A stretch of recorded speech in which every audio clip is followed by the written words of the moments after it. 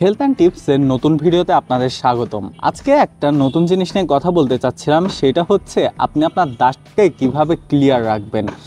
দাঁতের ব্রাশ করার জন্য নতুন একটা পদ্ধতি। আপনার মূলত এর জন্য তিনটা জিনিস লাগবে। প্রথম যেই জিনিসটা লাগবে সেটা হচ্ছে ফিটকেরি। ফিটকেরি হয়তো আপনারা সকলেই চেনেন। ফিটকেরি কিন্তু আমাদের আশেপাশের দোকানে 10-15 টাকায় গেলে অনেকখানি পাওয়া যায়। তারপর যেই জিনিসটা লাগবে সেটা হলো বেকিং সোডা।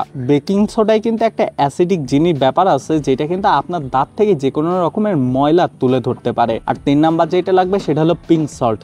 আপনার এলাকায় স্বপ্ন বা এমনি যে কোনো দোকানে গেলে পিঙ্ক সল্ট পাবেন, বা সামুদ্রিক লবণ আপনি ইউজ করতে পারেন।